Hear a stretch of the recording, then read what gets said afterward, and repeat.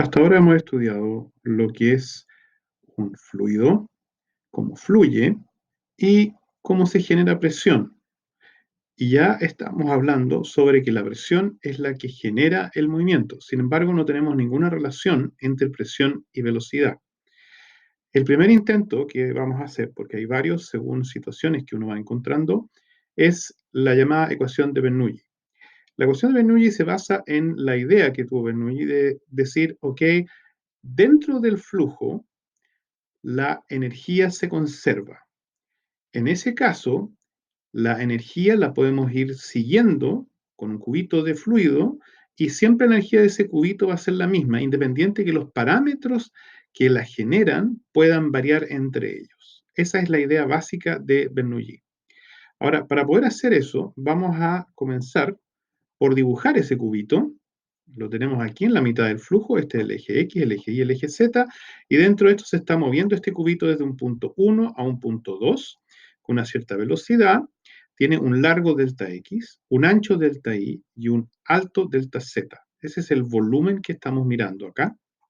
Y lo que vamos a hablar es no de energía, sino de densidad de energía, lo vamos a ver al tiro, de que inicialmente cuando se encontraba en este punto tenía una velocidad V1, una presión P1 y una altura H1 sobre el suelo, de modo que esto nos va a dar una densidad de energía E1, que tenemos que calcular. Y después evoluciona esto hasta llegar a este punto 2, donde la velocidad va a ser V2, la presión que actúa sobre el cubo es P2 y la altura que tiene es H2, dando una densidad de energía E2. La idea de Bernoulli es que las energías, las densidades de energías aquí y acá son iguales. El E1 es igual al E2, lo cual me genera una ecuación entre estos parámetros y estos parámetros de acá. Tratemos de construir esta energía. Primero vamos a construir lo que es la energía cinética. La energía cinética, si recordamos, es la masa por la velocidad al cuadrado. El problema que tenemos acá es que estamos hablando de un fluido. En consecuencia, no tenemos masas como tal, sí tenemos densidades. Y nuestro cubito tiene un cierto volumen, de modo que si yo tengo el volumen de un cubo, tengo la densidad que existe, yo puedo determinar la masa que existe. Y si conozco la masa, la puedo ingresar aquí en la energía cinética y voy a tener que mi energía cinética en este momento es un medio ρ, los distintos de x, de y, de z que forman el volumen, por la velocidad al cuadrado. Lo mismo que está señalado acá. Esta es la energía cinética tradicional y en este caso nosotros reemplazamos la m, la masa, por ρ delta x, delta y, delta z. Eso nos da la energía cinética de este cubito cuando está avanzando a través del fluido. Veamos como segundo ejemplo más simple la energía potencial gravitacional. En este caso vamos a suponer que el cubito tiene una cierta altura h y nosotros sabemos que la energía normalmente es mgh.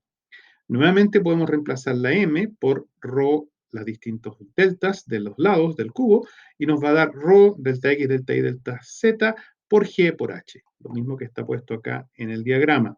O sea, lo que es la energía potencial gravitacional la estamos reemplazando por ρ, ahora en vez de m, ρ delta x, delta y, delta z, gh. Hagámoslo ahora un poco más general. Veamos ahora una fuerza general que está actuando.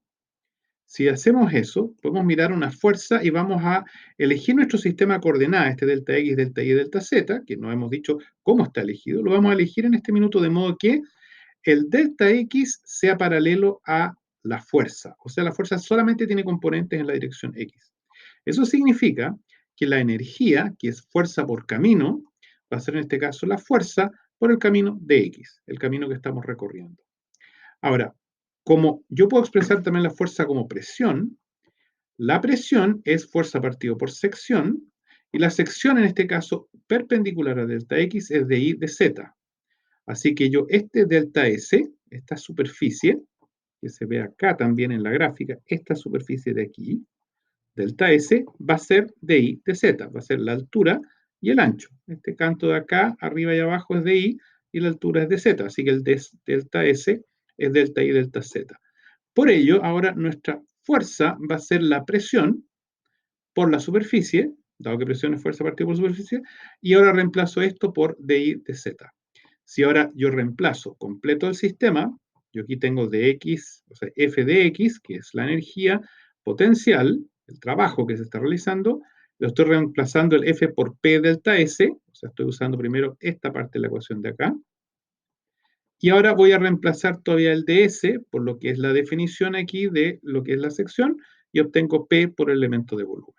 Esto es ya la tercera componente con la cual ya estamos en condiciones de tratar de armar nuestra energía total. La tenemos acá arriba nuevamente escrita. La energía total es la energía cinética más la energía potencial gravitacional más el trabajo en general. Aquí tenemos mv cuadrado medios, mgh y aquí f delta x. Como el m lo estamos reemplazando por densidad por delta x, delta y delta z, y como el f está siendo reemplazado por p delta s, donde delta s es de y de z, si ingresamos todo esto acá, nos va a dar esta expresión de aquí más una multiplicación por este volumen. O sea, nos da que la energía es igual a esta suma de aquí multiplicado por dx de y de z. O sea que la densidad, que es la energía dividido por el volumen, que es este E, queda en esta expresión.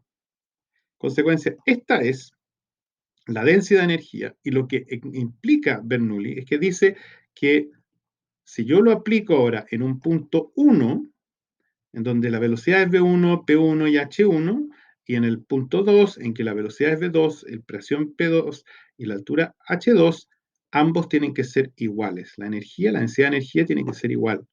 Y eso nos lleva a esta expresión de acá, en que tengo cada uno, estos son los E, como están puestos acá arriba, pero los tengo con el 1 una vez y con el 2 otra vez.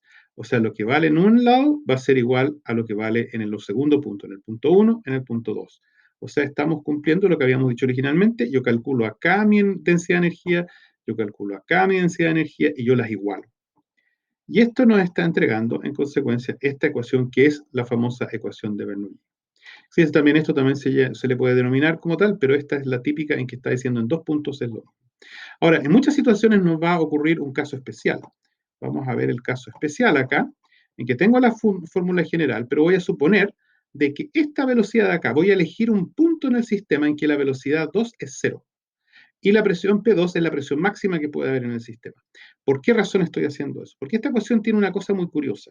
Lo que me está diciendo, me voy a olvidar un poquitito primero de este término con la altura, es que cada vez que la velocidad se va a 0 o a valores pequeños, necesariamente la presión va a tener que subir a un máximo. O sea, si la velocidad baja, la presión sube. Si la velocidad sube, la presión tiene que bajar. O sea, tengo un juego permanente entre estos dos. Y si ahora yo en particular tengo un caso donde esta velocidad es 0, y aquí tengo la presión máxima, yo puedo despejar ahora P2 menos P1, y acá me está quedando la única velocidad que es no 0, y voy a suponer de que estos términos acá son iguales, el H1 y el H2. En ese caso, toda esta expresión se puede escribir de esta forma. O sea, si yo considero una presión máxima en el sistema y comparo las presiones alrededor de todos estos puntos respecto a esa presión máxima, yo puedo determinar la velocidad que tiene en cualquier punto del sistema. O sea, esta expresión me está permitiendo estimar las velocidades, pero cuidado, en magnitud. Aquí está el cuadrado, no tengo el vector. En magnitud me está permitiendo estimar de qué tipo de velocidad estamos hablando. Veamos una aplicación directa en lo que se llama el tubo de Venturi. El tubo de Venturi es un tubo pequeño que tiene una parte intermedia que se enangosta. ¿Okay? O sea que aquí viene el flujo, está ingresando por este lado, saliendo por este otro lado de acá y se enangosta al pasar. Nosotros ya sabemos de la ecuación de continuidad que en esta sección intermedia la velocidad va a aumentar. Esta es la flecha azul que se vuelve más larga, es más rápido. V2 es mayor que V1. Acá lo tenemos, V2 es mayor que V1. O sea, a medida que se enangosta el tubo, la velocidad debe aumentar. Ahora, el tubo de Bernoulli tiene Venturi tiene una cosa bien especial. Tiene estos pequeños tubitos adosados. ¿Cuál es la gracia de estos tubitos? El líquido, como aquí tiene una cierta presión, va a subir y va a inundar este tubito hasta que el peso de esta columna de agua va a ser igual a la presión que yo tengo acá abajo. O sea, perdón, la presión que genera esta columna de agua va a ser igual a la presión que tengo acá abajo. Consecuencia, si yo en esta parte de aquí tengo una alta presión, voy a tener que el tubo va a ser más alto. Y aquí si yo tengo una baja presión, voy a ver que el tubo es más chico. O sea, el H2 es más chico que el H1. Y eso es lo que se observa. Acá la velocidad es menor, pero para eso la presión es mayor y para eso la altura de esta columna es mayor. Acá la velocidad es mayor, la presión es menor y por eso también la columna es menor. O sea, el tubo de Venturi me permite mostrar efectivamente la ecuación de Bernoulli en forma plástica, en que yo veo aquí en las alturas lo que es la presión y yo puedo en consecuencia deducir de que en esta parte tengo una velocidad baja y aquí tengo una velocidad alta. O sea que se está cumpliendo lo que acá abajo es la ecuación de Bernoulli, en que yo aquí puedo directamente medir el H1, H2 a través de estas ecuaciones, que son las ecuaciones de presión estática, porque acá no se está moviendo, puedo calcular la presión. Si yo sé la velocidad que tengo en este punto de acá, yo puedo calcular la velocidad que voy a tener en este otro punto de acá. O sea, estoy logrando mi objetivo, poder calcular velocidades en función de presiones. Veamos otros casos que pueden ser de interés. Por ejemplo, el tema que yo tengo acá un sistema de varios tubitos y tengo este corcho acá que me está cerrando el paso. Inicialmente, como no tengo ningún movimiento, por todos lados la presión es la misma. Acá abajo tengo siempre la misma presión, obviamente aquí es cero, o la presión atmosférica, y aquí va subiendo hasta llegar, porque la columna es más grande, al máximo. Pero aquí es igual que acá, que igual que acá, que igual acá. En el minuto que yo saco este corcho, empieza a fluir. Fluye el líquido para afuera, acá está prácticamente detenido y cada vez agarra más velocidad hasta que aquí sale con el máximo de velocidad. O sea, aquí lento, mediano, alto, muy alto. ¿Y qué pasa con la presión? Lo inverso. Si aquí es baja la velocidad, voy a tener una alta presión. Si aquí es nula, voy a tener una presión mucho más alta. Va a ser completamente la de la columna. Acá tengo ya una velocidad intermedia, una presión intermedia, y aquí tengo una velocidad alta y tengo una presión baja.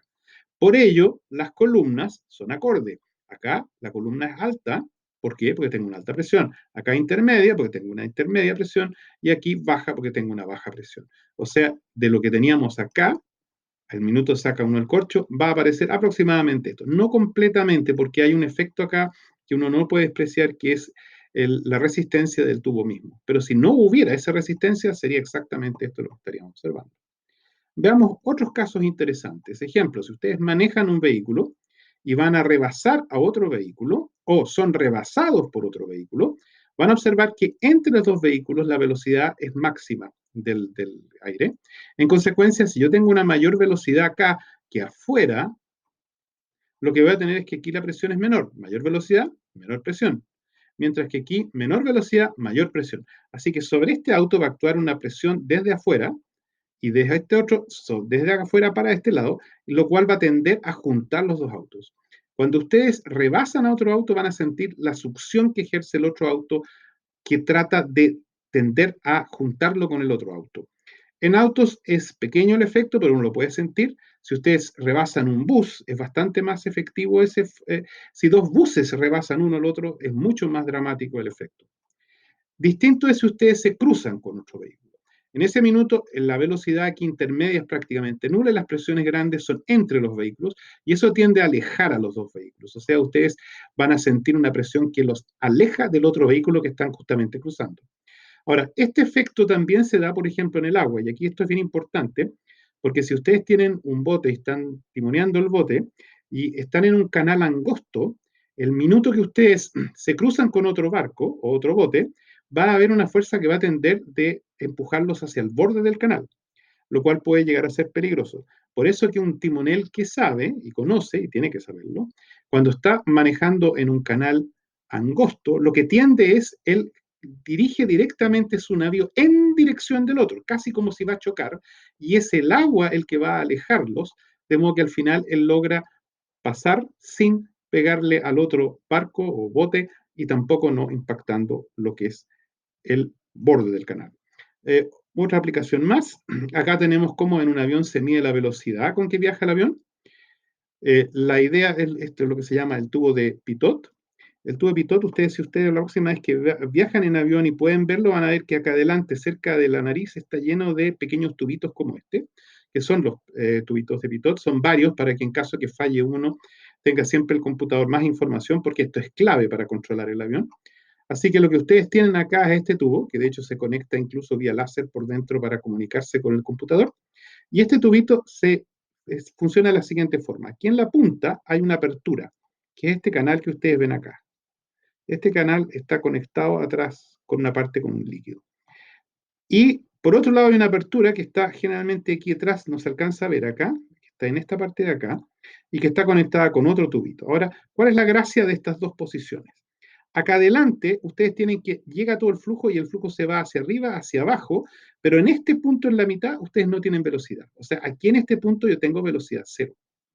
Así que si yo tengo una presión acá, en este punto, y tengo una velocidad acá que es cero, mientras que al otro lado acá ustedes tienen prácticamente aquí la velocidad del avión, ustedes pueden comparar las dos presiones, porque acá tenemos la presión que tengo en ese mismo punto, a través de este tubito. O sea, lo que van a hacer es determinar la diferencia de presiones.